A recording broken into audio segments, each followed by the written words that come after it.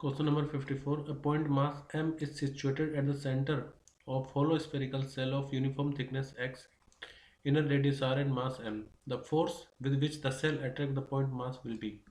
देखो हमारे पास कोई स्फेरिकल सेल है और उसकी जो थिकनेस है वो x गिवन है, ठीक है, थिकनेस इसकी x, और यहाँ पर कोई मास इसके सेंटर पर रखा हुआ है, तो इस पर कितनी ग्रेविटेशन फोर्स लगेगी वो बताना है। देखो ग्रेविटेशन फोर्स का फॉर्मूला होता है मास इंटू में gravitational field intensity of another mass. अब जब भी कोई स्फेरिकल सेल होती है तो उसके अंदर जो ग्रेविटेशनल फील्ड इंटेंसिटी होती है वो होती है जीरो। तो क्योंकि यहाँ पर ग्रेविटेशनल फील्ड इंटेंसिटी जीरो होगी तो जो फोर्स लगेगी वो भी कितनी होगी, zero.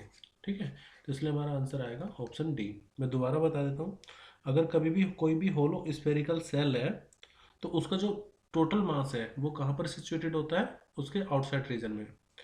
So we can say that the mass is distributed on the outer edge of the cell, hence the gravitational field strength, मतलब gravitational field intensity भी उसी को कहते हैं, inside any point will be zero. That's why since intensity is zero तो force कितनी हो जाएगी, जीरो।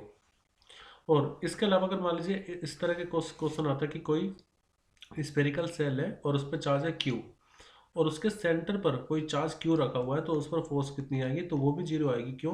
क्योंकि कोई भी स्पेरिकल सेल है तो उसके अंदर इलेक्ट्रिक फील्ड जीरो होगी और एफ इक्वल टू कितना होता है, क्यू ई, तो फोर्स भी कितनी आ जाएगी, जीरो। तो चाहे ग्रेविटेशन फोर्स की बात हो रही हो या इलेक्ट्रिकल फोर्स की बात हो रही है, इलेक्ट्रोस्टैटिक फोर्स की बात हो रही है, दोनों में आंसर जीरो ही आएगा। क्योंकि स्फेरिकल सेल अगर मान लीजिए कोई मास है तो उसके अंदर ग्रेविटेशनल फील्ड इंटेंसिटी जीरो होती है, कोई स्फेरिकल सेल उस पर चार्ज क्यू है तो उसके अंदर इलेक्ट्रिक फील्ड इंटेंसिटी जीरो होगी।